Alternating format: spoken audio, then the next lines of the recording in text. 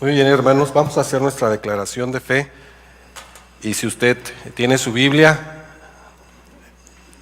si puede levantarla con la mano derecha y vamos a decir juntos: la palabra de Dios contenida en este libro es la verdad que acepto creer, es la enseñanza que me comprometo a seguir y es la esperanza que me atrevo a confesar. Nada me impide recibirla, nadie me evitará que la haga parte de mi vida y por ningún motivo dejaré de proclamarla. Estoy aquí para leerla, oírla y vivirla diariamente. Amén. Muy bien. El título de este mensaje es: la mejor estrategia para superar las pruebas. Número 1. Elegir lo mejor.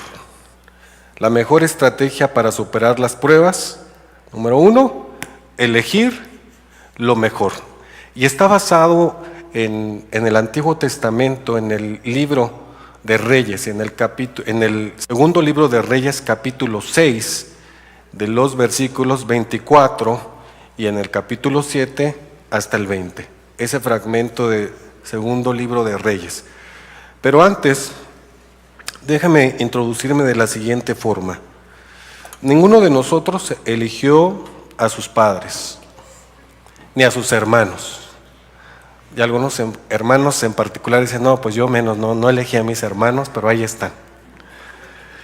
Tampoco elegimos el color de nuestro cabello, ni elegimos el color de nuestros ojos. O alguien dijo: no, pues yo quiero tener ojos cafés, negros, azules. Nadie elegimos el color de nuestros ojos, ni el país donde nacimos. Alguien decidió nacer aquí en la Ciudad de México, dijo: no, pues voy a desviarme y llegar a la Ciudad de México, donde se mueve bastante la tierra. Claro que no, ¿verdad? Estas cosas que acabo de mencionar, pues son asuntos de providencia divina. Quiere decir que fue el Señor quien determinó cada una de nuestras características. Él nos hizo a su imagen y semejanza de manera perfecta. Voltea al que ve a su lado, va a haber una reacción inmediata. Voltee al que está a su lado. De inmediato una sonrisa. Es porque fuimos creados a imagen de Dios. Y esto es un asunto de provisión divina. Nos guste o no, pero el Señor nos ha dado una libertad. Nos ha dado libertad. Y a esto le llamamos el libre albedrío. La capacidad de poder elegir entre muchas otras cosas. Entre ellas, tenemos la capacidad de elegir la forma en que enfrentamos las crisis. Tenemos la capacidad de elegir la forma en que enfrentamos las crisis. Tampoco elegimos los huracanes, las erupciones volcánicas, tampoco elegimos los sismos. Pero ¿sabes? Sí podemos elegir qué hacer en medio de esas experiencias. Eso sí podemos tomar esa elección. En la historia que ahora estudiaremos, vamos a encontrar al pueblo de Samaria en una cruel y seria crisis.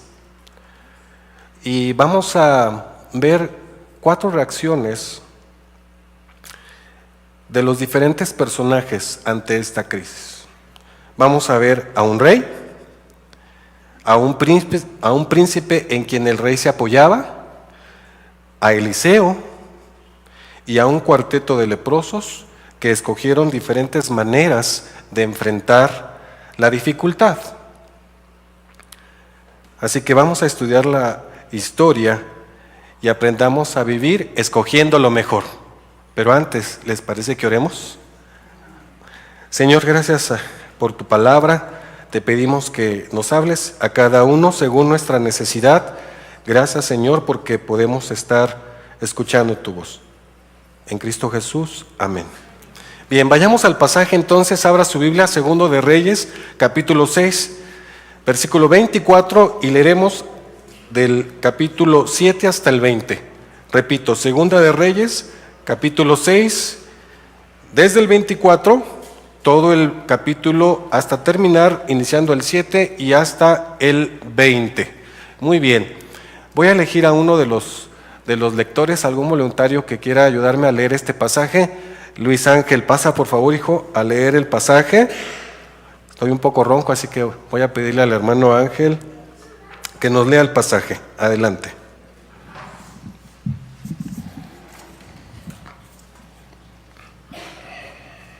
¿Es el 24. Después de esto, aconteció que Ben-Hadad, rey de Siria, reunió todo su ejército y subió y sitió a Samaria. Y hubo gran hambre en Samaria, a consecuencia de que aquel sitio, tanto que la cabeza de un asno se vendía por 80 piezas de plata, y la cuarta parte de un cap de estiércol de palomas por 5 piezas de plata. Y pasando el rey de Israel por el muro, una mujer le gritó y dijo: «Salva, rey señor mío». Y él le dijo: «Si no te salva Jehová, ¿de dónde te puedo salvar yo? ¿Del granero o del lagar?». Y le dijo el rey: «¿Qué tienes?». Ella respondió: «Esta mujer me dijo: da acá tu hijo y comámoslo hoy, y mañana comeremos el mío». Conocimos pues a mi hijo y lo comimos. El día siguiente yo le dije: da acá tu hijo y comámoslo. Mas ella ha escondido a su hijo. Cuando el rey oyó las palabras de aquella mujer, rasgó sus vestidos y pasó así por el muro. Y el pueblo vio el cilicio que traía interiormente sobre su cuerpo. Y él dijo: así me haga Dios y aún me añada, si la cabeza de Eliseo, hijo de Safat, queda sobre él hoy. Y Eliseo estaba sentado en su casa, y con él estaban sentados los ancianos. Y el rey envió a el hombre. Mas antes que el mensajero viniese a él, dijo a él a los ancianos: ¿no habéis visto cómo este hijo de homicida envía a cortarme la cabeza? Mirad pues, y cuando viniere el mensajero, cerrad la puerta e impedidle la entrada. ¿No se oye tras el ruido de los pasos de su amo? Aún estaba él hablando con ellos, y he aquí el mensajero que descendía a él, y le dijo: ciertamente este mal de Jehová viene. ¿Para qué he de esperar más a Jehová? Dijo entonces Eliseo: oíd palabra de Jehová. Así dijo Jehová: mañana a estas horas valdrá el seah de flor de harina un siclo, y 2 seas de cebada un siclo, a la puerta de Samaria. Y un príncipe, sobre cuyo brazo el rey se apoyaba, respondió al varón de Dios y le dijo: si Jehová hiciese ahora ventanas en el cielo, ¿sería esto así? Y él dijo: he aquí tú lo verás con tus ojos, mas no comerás de ello. Había a la entrada de la puerta 4 hombres leprosos, los cuales dijeron el uno al otro: ¿para qué nos estamos aquí hasta que muramos? Si tratáremos de entrar en la ciudad, por el hambre que hay en la ciudad, moriremos en ella, y si nos quedamos aquí, también moriremos. Vamos, pues, ahora, y pasemos al campamento de los sirios. Si ellos nos dieren la vida, viviremos, y si nos dieren la muerte, moriremos. Se levantaron, pues, al anochecer, para ir al campamento de los sirios, y llegando a la entrada del campamento de los sirios, no había ahí nadie, porque Jehová había hecho que en el campamento de los sirios se oyese estruendo de carros, ruido de caballos y estrépito de gran ejército, y se dijeron unos a otros: he aquí el rey de Israel ha tomado a sueldo contra nosotros a los reyes de los heteos y a los reyes de los egipcios, para que vengan contra nosotros.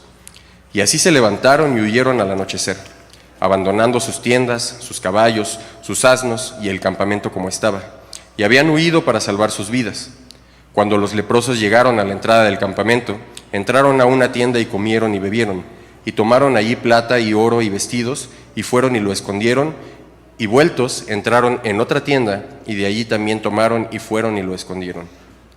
Luego se dijeron el uno al otro: no estamos haciendo bien, hoy es un día de buena nueva, y nosotros callamos, y si esperamos a el amanecer, nos alcanzará nuestra maldad. Vamos pues, ahora, entremos y demos la nueva en casa del rey. Vinieron pues, y gritaron a los guardas de la puerta de la ciudad, y les declararon diciendo: nosotros fuimos al campamento de los sirios, y he aquí que no había allí nadie, ni voz de hombre, sino caballos atados, asnos también atados, y el campamento intacto. Los porteros gritaron y lo anunciaron dentro del palacio del rey. Y se levantó el rey de noche y dijo a sus siervos: yo os declararé lo que no os han hecho los sirios. Ellos saben que tenemos hambre y han salido de las tiendas y se han escondido en el campo, diciendo: cuando hayan salido de la ciudad, los tomaremos vivos y entraremos en la ciudad. Entonces respondió uno de sus siervos y dijo: tomen ahora 5 de los caballos que han quedado en la ciudad, porque los que quedan acá también perecerán como toda la multitud de Israel que ya ha perecido. Y viemos y veamos qué hay. Tomaron pues 2 caballos de un carro, y envió el rey al campamento de los sirios, diciendo: id y ved. Y ellos fueron y lo siguieron hasta el Jordán. Y he aquí que todo el camino estaba lleno de vestidos y enseres que los sirios habían arrojado por la premura. Y volvieron los mensajeros y lo hicieron saber al rey. Entonces el pueblo salió y saqueó el campamento de los sirios. Y fue vendido un seah de flor de harina por un siclo, y 2 seahs de cebada por un siclo, conforme a la palabra de Jehová. Y el rey puso a la puerta a aquel príncipe sobre cuyos brazos él se apoyaba, y atropelló el pueblo en la entrada, y murió, conforme a lo que había dicho el varón de Dios, cuando el rey descendió a él. Aconteció pues de la manera que el varón de Dios había hablado al rey, diciendo: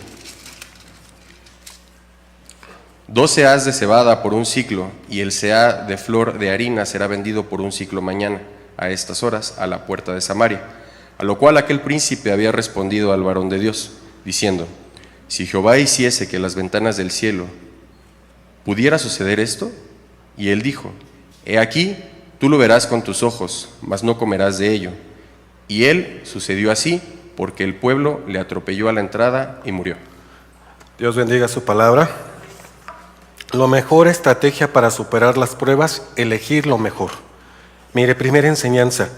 Este pasaje nos muestra cómo estaba el pueblo de Samaria en una crisis muy complicada. Estaban siendo atacados por los sirios. Vamos a ir encontrando 4 enseñanzas a lo largo de este pasaje, así que la primera es esta: mejor busca a Dios, no busques culpables. Mejor busca a Dios, no busques culpables. Cuando el rey recorre la ciudad y escucha la terrible historia de 2 mujeres que pactaron comerse a sus hijos, descubre realmente la terrible situación de su pueblo. El hambre, la desolación, la desesperanza y la desmoralización tan profunda. ¿Qué fue lo primero que se le ocurrió a este rey? La historia nos dice que había 2 mujeres que habían pactado comerse a sus hijos. Así lo hicieron la primera, y cuando le tocaba el lugar a la segunda, esta no quiso y la escuchó el rey. El rey se da cuenta de esta situación. ¿Qué fue lo primero que se le ocurrió? Mandar matar al profeta de Dios. Mandar matar al profeta de Dios. ¿Le parece absurdo esta situación? Ante la crisis, lo primero que el rey piensa es mandar matar al profeta de Dios. Así actuaban los gobernantes de Roma al inicio de los tiempos del cristianismo. En el primer siglo se hizo una famosa dicho acerca de culpar a los cristianos. Si llovía mucho, ¿saben de quién era la culpa? De los cristianos. Si había una catástrofe o una guerra o una enfermedad, ¿de quién era la culpa? De los cristianos. Es decir, algunos gritaban: echad a los cristianos a los leones. Y lo mismo pasa hoy en día en algunas familias. No nos dicen echar a los cristianos a los leones, ¿verdad? Hoy no nos dicen eso, ¿verdad? Les gustaría a muchas personas decirles: échenlos a los leones a los cristianos. Pero cuando ocurren tragedias, ¿a quién culpan de sus tragedias familiares? Algunos dicen al pastor, a la iglesia, a Dios mismo. No, me pastor, esto ya me castigó el Señor, ¿no? La culpa de los de la iglesia. ¿Cuánta necedad puede haber en el corazón de algunos seres humanos, especialmente en medio de la crisis? Como dicen por ahí, ven la tempestad y no se hincan. No se ofenda, pero esa actitud se parece mucho a los que algunos de los cristianos aprovechan las contingencias que provoca la naturaleza, los huracanes, erupciones volcánicas, epidemias y sismos, para hacer dos cosas. Algunos ocupan estas situaciones para hacer dos cosas. Una de ellas es culpar a todos por la desgracia. Esto es consecuencia del pecado. Lo que nos pasó es consecuencia del pecado. ¿Conoce gente así? Esto que nos ha ocurrido es consecuencia del pecado. Y aunque en cierta forma tengan razón, ¿qué caso tiene restregar esto en la cara de los inocentes, de la gente, de los culpables? De aquellos inocentes, por ejemplo, los niños. ¿No es mejor dar esperanza? ¿No es mejor transferir vida? La otra opción que algunos usan y aprovechan es para verter sus mal entendidas posturas apocalípticas. Algunos dicen frases como estas en el internet, no sé si ha visto algunos. Frases como, ya se acerca el fin, Cristo viene, señales hay. Y he visto varios, ¿no? Varios así anuncios. No acostumbro a entrar mucho al Facebook. Y de vez en cuando entro. Ni escribo así cosas espectaculares, ni me siento así poeta. Pero algunos tenían saturadas algunos anuncios que decían, Cristo viene. Es el fin. ¿No? Con una actitud muy alejada de la realidad, bastante santurrona. Hasta cierto punto. ¿Qué caso tiene? Mire, en este caso de estas frases, déjeme decirle que en todas las épocas, en todas han acontecido terremotos, en todas las épocas, en todas han acontecido huracanes, erupciones volcánicas, en todas, epidemias, etc. Se les olvida que la Biblia dice lo siguiente allí en Mateo 24, capítulo 36 al 42. Mire cómo dice la Biblia, pero el día y la hora nadie sabe, ni aun los ángeles de los cielos, sino solo mi Padre. Mas como en los días de Noé, así será la venida del Hijo del Hombre. Porque como en los días antes del diluvio estaban comiendo y bebiendo, casándose y dándose en casamiento, hasta el día en que Noé entró en el arca. Y no entendieron hasta que vino el diluvio y se los llevó a todos. Así será también la venida del Hijo del Hombre. Entonces estarán dos en el campo, el uno será tomado y el otro será dejado. Dos mujeres estarán moliendo en un molino, la una será tomada y la otra será dejada. Velad pues, porque no sabéis a qué hora ha de venir vuestro Señor.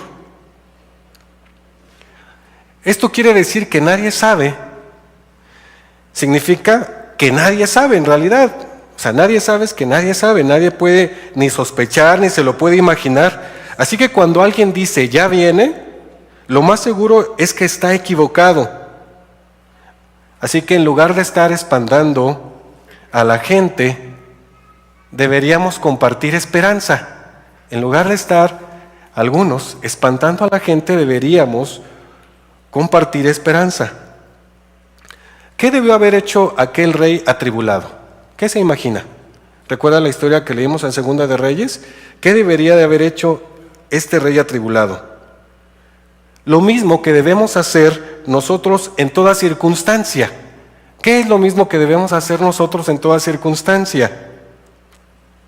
Buscar a Dios. Buscar a Dios. Ciertamente aquella tribulación era una consecuencia de las idolatrías del pueblo, del mal comportamiento, sin duda, de la inmoralidad. Pero sabe, en medio de esta catástrofe que estaba viviendo este pueblo, el pueblo de Samaria,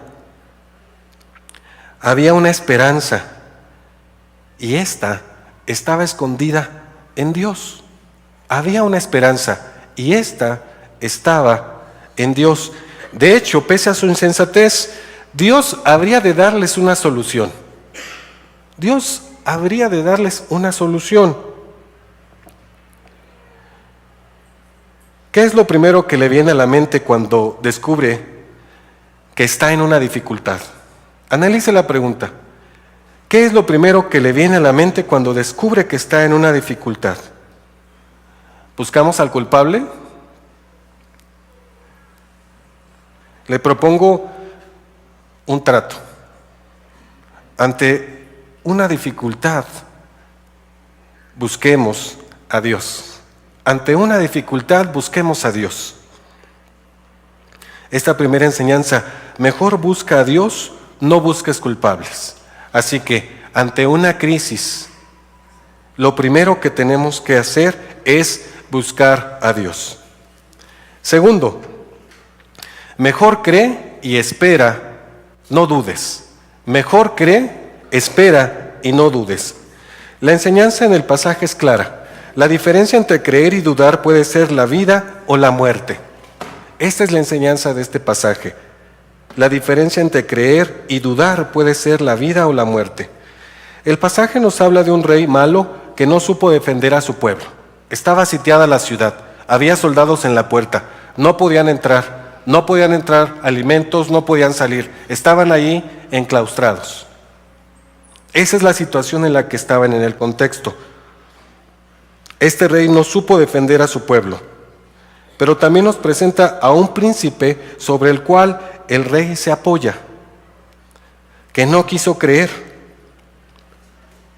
Ahora bien, el asunto era complejo, déjame explicarle por qué.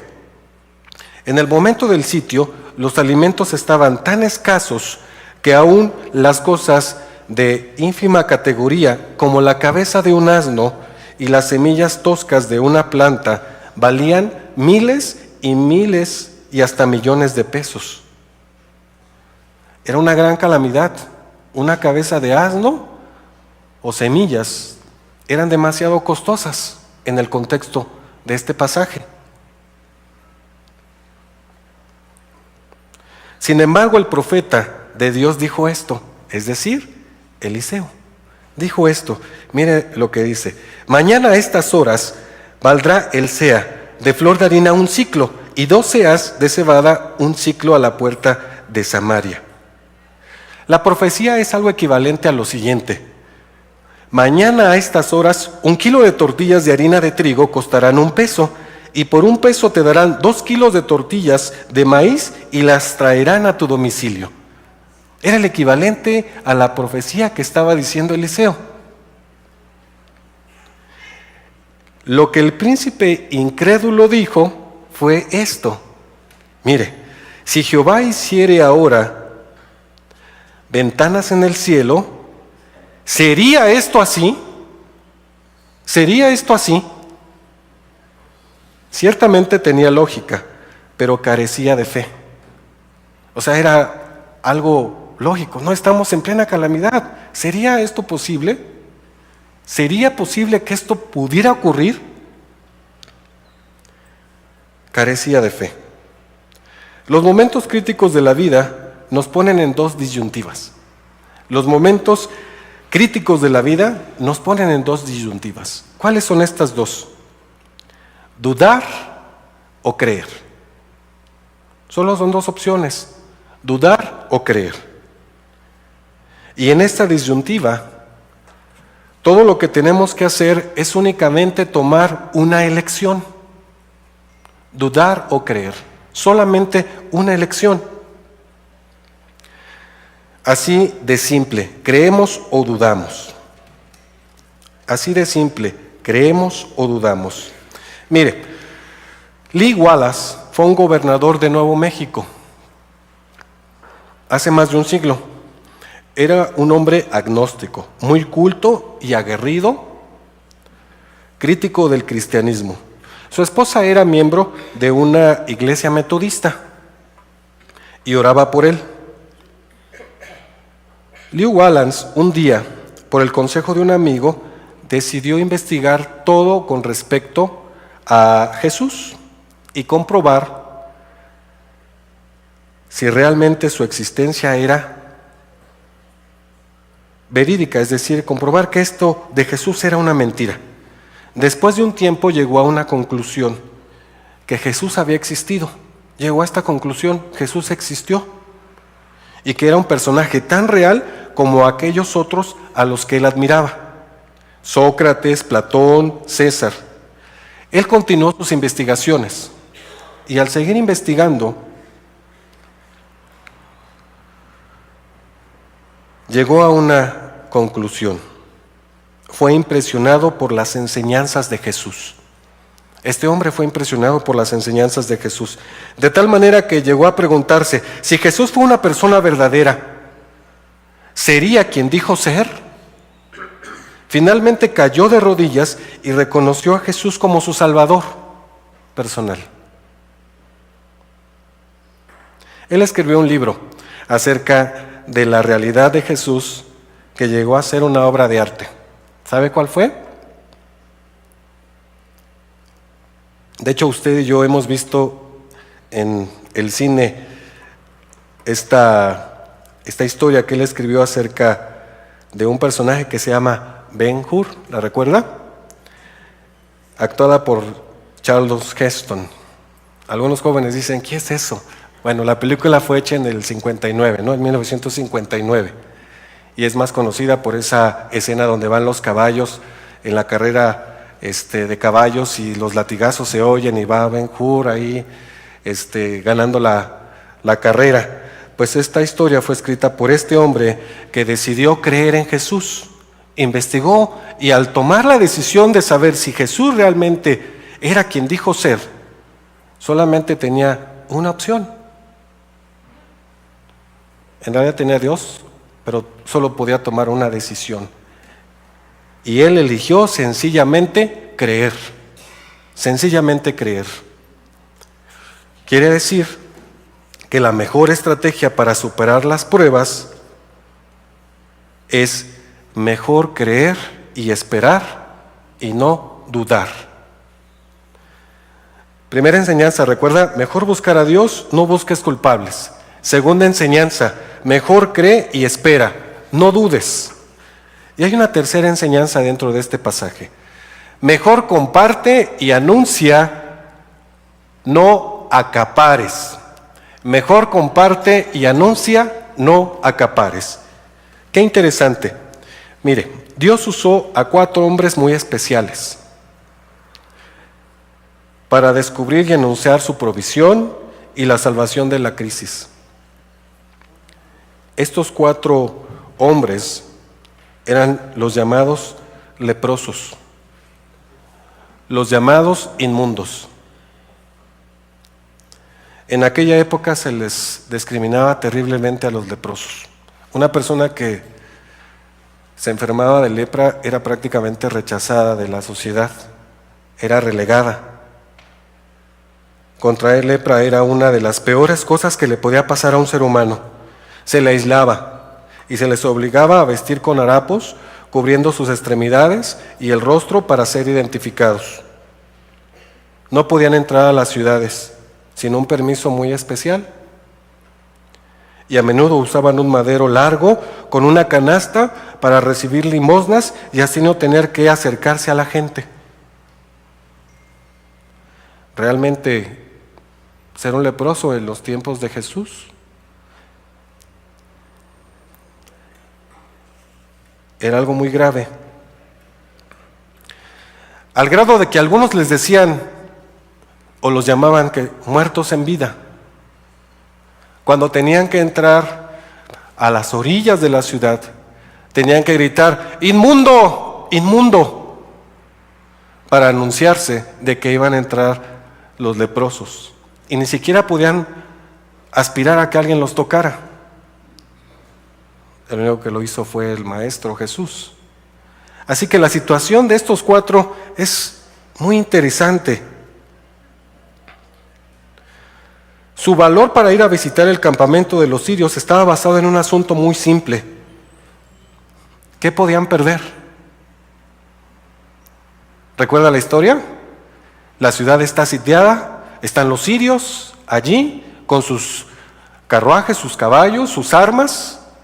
Los leprosos están fuera. ¿Qué podían perder? ¿Morir de hambre en Samaria o que los mataban los sirios? Tal vez deseaban morir muy pronto y no sufrir la agonía de la inanición. Pero qué sorpresa, siendo los más pobres de todo el pueblo, de pronto se convierten en los más ricos. Estaban ante la más grande oportunidad de sus vidas. ¿Se acuerda que cuando se van acercando, la Biblia dice que de pronto los sirios empezaron a escuchar ruidos de ejércitos? Y entonces la versión Palabra de Dios para Todos dice: oigan, escuchamos a un gran ejército, tal vez el rey contrató a otros ejércitos para que nos saquen de aquí. Sabemos que el Señor fue el que provocó eso. ¿Y saben quién iba? Eran estos 4 leprosos caminando hacia allá. Lo que Dios hizo a través de estos 4 hombres es la más grande oportunidad de sus vidas. Nadie les impedía acaparar toda la riqueza y después de venderla a altos costos a quienes les habían despreciado todo el tiempo de su enfermedad, porque al oír se encontraron con todas las provisiones que los sirios habían dejado allí. Todas las provisiones estaban allí. Estos 4 las habían encontrado. Podían venderla a otros costos. Sin embargo, a pesar de todo esto, lo que se dijeron resulta extraordinario. No estamos haciendo bien. No es lo correcto. No estamos haciendo bien.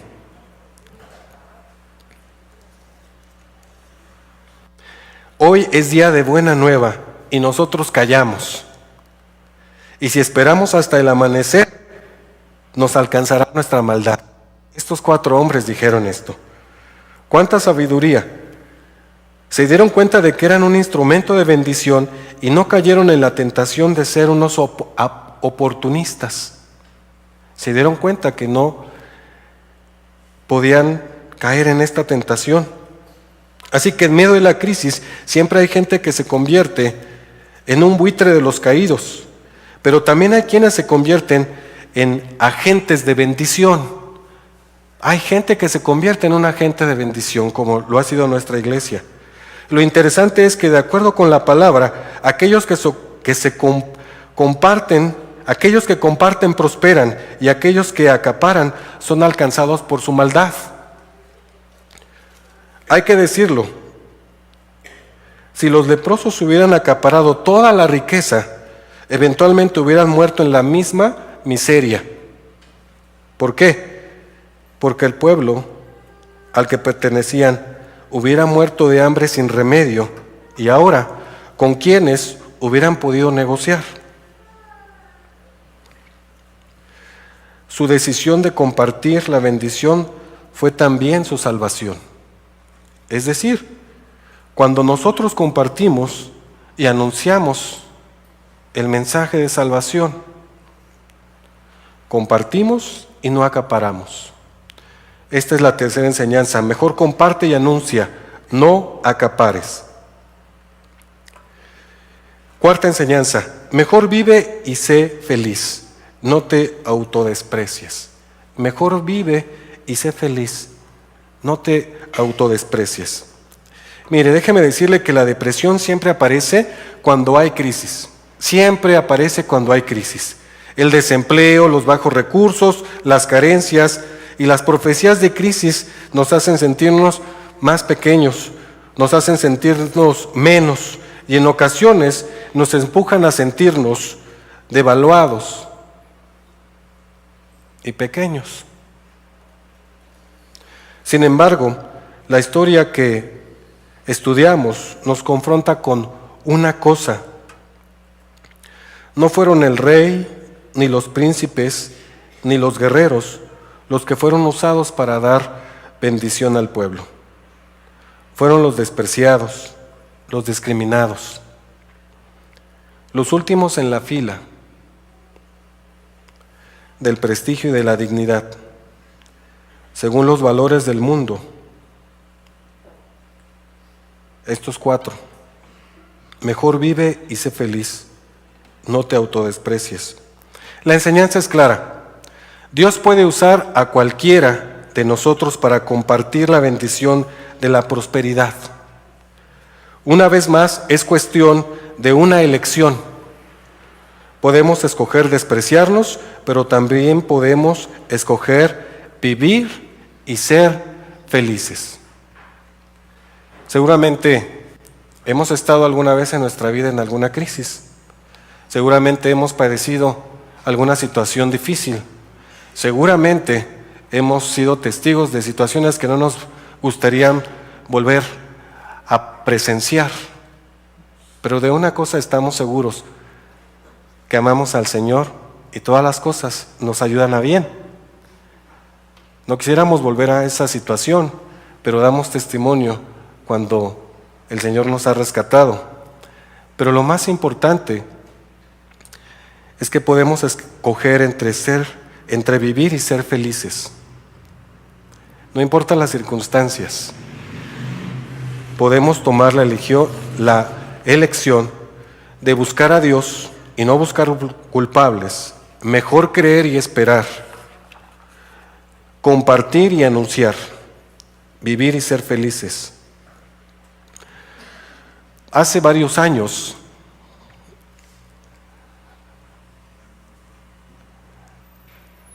tuvimos una situación familiar. Algunos me preguntan, algunos hermanos, algunos jóvenes me han preguntado, estoy buscando trabajo y no tengo trabajo. Y yo les digo, ¿cuánto tiempo llevas buscando trabajo? 2 meses, 3 meses. Y estoy desesperado. Mi familia, hay desilusión. Viene otro y me pregunta, no tengo trabajo, estoy buscando trabajo, ore por mí. ¿Cuánto tiempo llevas buscando trabajo? 6 meses, 8 meses, 1 año. Y yo les digo, pues ahora tu trabajo es buscar trabajo, tienes que organizarte, tienes que hacer estrategias, etcétera, etcétera. Ese es ahora tu trabajo. Pero cuando les digo, no, eso no es nada. ¿Cómo no es nada? Sí, no te preocupes. Tienes que aprender de esta situación, elegir, creer y vivir feliz. Y entonces yo comparto un testimonio muy importante que tuvimos como familia. Durante 3 años, estuvimos sin trabajo, 3 años. Y fue una de las experiencias y de las crisis que ha marcado nuestra vida de manera positiva. Porque fueron los 3 años donde aprendimos más acerca del Señor. Fueron los 3 años donde yo aprendí más acerca de la provisión divina que el Señor nos da. Fue ahí donde realmente conocí la forma en que estaba viviendo ser cristiano. Y entonces, cuando les comparto esto a estos hermanos, les digo, escucha la voz del Señor y elige vivir y ser feliz. Dios proveerá. Así que 2 meses, 6 meses, 1 año,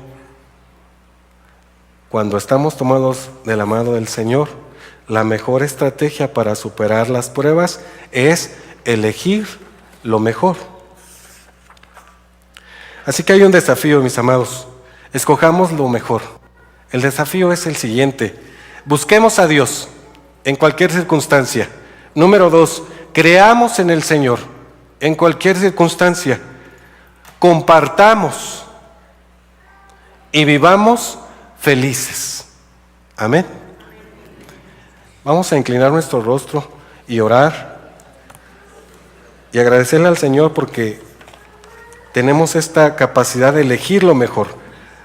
Señor, gracias te damos porque en esta hora tú has sido bueno con nosotros. Señor, gracias porque tú nos has permitido, Padre Santo, aprender, Señor, estas 4 verdades acerca de la elección, Señor, que tú nos das para poder elegir lo mejor, Señor. Gracias, Señor, porque podemos tener la seguridad de que tú nos cuidas. Creemos en ti, Señor. Permítenos compartir lo que tú nos has dado, Señor, para vivir felices cada día. Gracias, Señor, porque tú nos tienes en el cuidado de tu mano. Gracias, Señor, porque tú nos amas. Y amado hermano, siga orando.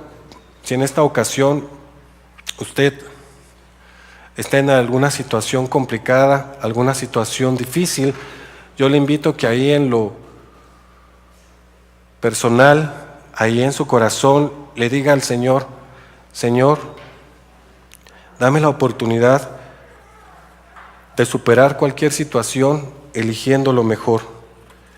Dame la oportunidad, Señor, de buscarte cada día. Que esta prueba o crisis que estoy pasando sea una oportunidad para creer, que sea una oportunidad para compartir. Dame la oportunidad, Señor, de ser feliz. Si ese es su deseo, allí en lo particular de su corazón, hable con el Señor y dígale estas cosas.